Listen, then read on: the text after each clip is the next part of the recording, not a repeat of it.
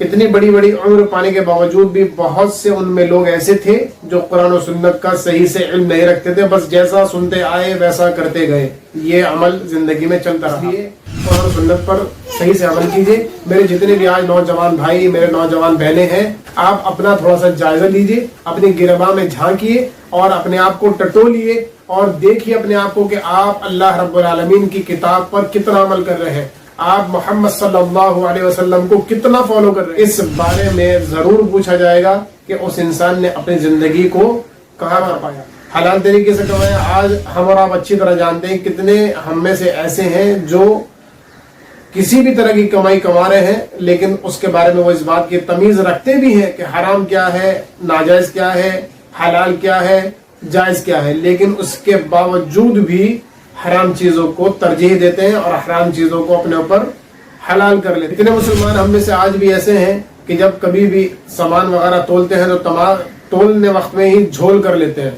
जी हाँ, ये झोल जो आप कर रहे हैं ना दुनिया में, ये आपको बहुत बड़ा नुकसान देगा आखिरत में। कितने लोग आज ऐसे हैं जो 10,000 रुपए का मोबाइल या 20,000 रुपए का मोबाइल भी आ सकता है, लेकिन नाजायज तरीके से पैसे को खर्च करते हैं। 1-1 लाख रुपए के मोबाइल, 80-80 हजार के मोबाइल, 2-2 लाख रुपए के मोबाइल लेकर आते हैं, जबकि होना वही है। जो बैठ करके आप इसमें देख रहे हैं वही उसमें होना है। जो कॉल आप इसमें सुन रहे हैं 10,000 रुपए वाले में, वही कॉल आप 1 लाख रुपए वाले में सुन रहे हैं। तो ये फालतू असराफ है। ये शैतान के नक्शे कदम पर चलने का एक तरीका है जो अल्लाह रब्बुल आलमीन हमसे करेगा। वो ये है कि वमा अमिला फीमा अलिमा, कि जो उसने इल्म हासिल किया उस पर कितना अमल किया। कितने माँ बाप ऐसे हैं जो बोलते हैं कि मेरा बेटा तो डॉक्टर है, मेरा बेटा तो साइंटिस्ट है, मेरा बेटा तो इंजीनियर है, लेकिन दीन इस्लाम के मामले में वो इंसान जीरो है। जी बिल्कुल सिफर है। अस्सलामु अलैकुम, अल्हम्दुलिल्लाह कफ़ा व सलामुन अला इबादिही अल्लज़ीना इस्तफ़ा, अम्मा बाद। नाज़रीन किराम, आज एक हदीस आपके सामने पेश करने वाला हूँ जिसके ताल्लुक से अल्लाह के नबी सल्लल्लाहु अलैहि वसल्लम ने हमको ताकीद की है कि अल्लाह रब्बुल आलमीन आखिरत में जब हम सब इंसान खड़े होंगे तो उस वक्त अल्लाह रब्बुल आलमीन हमसे 5 सवाल करेगा। वो 5 सवाल बहुत अहम है जो जिंदगी में हम कर रहे हैं उसके ताल्लुक से है। लिहाजा इस वीडियो को ज़्यादा से ज़्यादा आप शेयर कीजिए और इसको गौर से सुनिए। इस वीडियो को गौर से सुनिए, उस हदीस पर गौर से सुनकर उस पर अमल कीजिए, उसकी फिक्र कीजिए, ताकि इंशाअल्लाह हमारी दुनिया और आखिरत दोनों बेहतर बने। हदीस जामे तिर्मिज़ी की है, सही हदीस है, हदीस नंबर 2416, जिसमें अल्लाह के नबी सल्लल्लाहु अलैहि वसल्लम फरमाते हैं, ला तज़ूलु क़दमा इब्न आदम यौमल क़ियामति मिन इंदि रब्बिही हत्ता युसअल अन खम्सिन, के नबी करीम सल्लल्लाहु अलैहि वसल्लम ने फरमाया कि आदमी का कदम क़यामत के रोज़ उस रब्बुल आलमीन के सामने से नहीं हटेगा जब तक अल्लाह रब्बुल आलमीन 5 सवाल न कर ले। वो 5 सवाल कौन से हैं? हाँ, पहले अल्फाज ये हैं, नंबर 1, अन उम्रिही फीमा अफनाहु, कि उसकी उम्र के बारे में पूछा जाएगा कि उसने अपनी उम्र को कहाँ खपाया। आज हमारा आप अच्छी तरह जानते हैं कि दुनिया में हमारे साथ बहुत से ऐसे हमारे बुजुर्ग, हमारे ऐसे बड़े, हमारे ऐसे लोग मौजूद हैं जो हमारे घरों ख़ानदान में भी हैं, आपके दोस्तों में भी हैं, आपके आस पड़ोस में भी हैं और आपसे मिलने जुलने वाले लोग भी हैं, जिनकी उम्र 50 से 60 साल, 70 साल, 80 साल, 90 साल, 100 साल भी गुजरी है, जो कि इतनी बड़ी बड़ी उम्र पाने के बावजूद भी बहुत से उनमें लोग ऐसे थे जो कुरान और सुन्नत का सही से इल्म नहीं रखते थे, बस जैसा सुनते आए वैसा करते गए। ये अमल जिंदगी में चलता रहा, लेकिन कभी कुरान और सुन्नत पर सही से अमल करने की तौफीक उनको ना मिली, क्योंकि उन्होंने अमल करने की कोशिश ना की। उन्होंने अल्लाह के नबी सल्लल्लाहु अलैहि वसल्लम के दीन को हासिल करने की कोशिश न की। दुनिया पाने के लिए हम लोग अमेरिका, लंदन, न्यूयॉर्क, पेरिस और पता नहीं कहाँ कहाँ के सफ़र करते हैं। अपनी इल्म हासिल करने के लिए हम लोग कहाँ कहाँ तक जाते हैं, अपने कारोबार करने के लिए हम लोग कहाँ कहाँ तक सफ़र करते हैं, लेकिन अल्लाह रब्बुल आलमीन का वो दीन, जिस दीन के हिसाब से हम लोगों का हिसाब होगा आखिरत में, उसके बारे में इंसान कोशिश नहीं करता। लिहाजा इस बारे में ज़रूर पूछा जाएगा कि उस इंसान ने अपनी ज़िंदगी को कहाँ खपाया। दूसरा अल्फाज हदीस का है, व अन शबाबिही फीमा अबलाहु, कि उसकी जो ज़िंदगी है, वो उसने जो उम्र उसको मिली है, जो नौजवान उम्र मिलती है ना इंसान को, वो बहुत शोला शब्बाब वाली होती है, اس کے اندر تکبر بھی رہتا ہے، اس کے اندر گھمنڈ بھی رہتا ہے، اس کے اندر انسان پاؤں کو پٹک پٹک کر بھی چلتا ہے۔ کس طریقے سے؟ تکبر کے ساتھ۔ ہر انسان سے سوال کیا جائے گا، اور اس میں وہ انسان جو معصوم بچے ہیں اور جو انسان پاگل ہے اس کے بارے میں کوئی سوال نہیں ہے، کیونکہ وہ اللہ کے نبی صلی اللہ علیہ وسلم کی شریعت مطہرہ کے مطابق وہ لوگ ڈائریکٹ جنت میں جائیں گے۔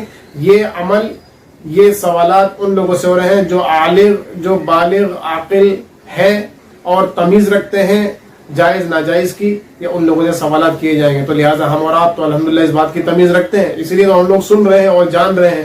ہم لوگوں کو ان چیزوں کے اوپر دھیان دینے کی بہت زیادہ ضرورت ہے۔ تیسرا سوال اس میں جو پوچھا جائے گا، وَمَالِهِ مِنْ أَيْنَ اكْتَسَبَهُ وَفِيمَا أَنْفَقَهُ، کہ اس نے جو مال کمایا وہ حلال طریقے سے کمایا کہ ناجائز طریقے سے کمایا۔ یہ سوال بھی اللہ رب العالمین ضرور کرے گا۔ اور حلال طریقے سے کمایا، آج ہم اور آپ اچھی طرح جانتے ہیں کتنے ہم میں سے ایسے ہیں جو کسی بھی طرح کی کمائی کما رہے ہیں، لیکن اس کے بارے میں وہ اس بات کی تمیز رکھتے بھی ہیں کہ حرام کیا ہے، ناجائز کیا ہے، حلال کیا ہے، جائز کیا ہے، لیکن اس کے باوجود بھی حرام چیزوں کو ترجیح دیتے ہیں اور حرام چیزوں کو اپنے اوپر حلال کر لیتے ہیں۔ اس لیے اس بارے میں ضرور پوچھا جائے گا۔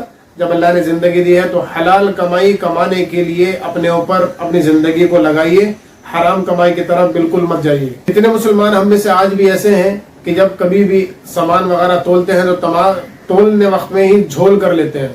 جی ہاں، یہ جھول جو آپ کر رہے ہیں نا دنیا میں، یہ آپ کو بہت بڑا نقصان دے گا آخرت میں۔ اور خاص ان چیزوں کا دھیان رکھیے جس کے بارے میں اللہ رب العالمین نے محمد صلی اللہ علیہ وسلم محمد صلی اللہ علیہ وسلم کے ذریعے سے آپ کو بتایا۔ حلال کمائی کہاں سے کمائی اور کہاں خرچ کی، یہ بھی بہت ضروری ہے۔ یہ چوتھا سوال ہے جو خرچ کیا گیا ہے کہ اس کو کہاں خرچ کیا ہے، تو اس کے بارے میں بھی اللہ رب العالمین ہم سے ضرور پوچھے گا۔ اس لیے جب بھی کبھی آپ جو اللہ نے آپ کو توانت دی ہے، آپ حلال طریقے سے کمائیے، لیکن اس کو جائز طریقے پر خرچ کیجیے۔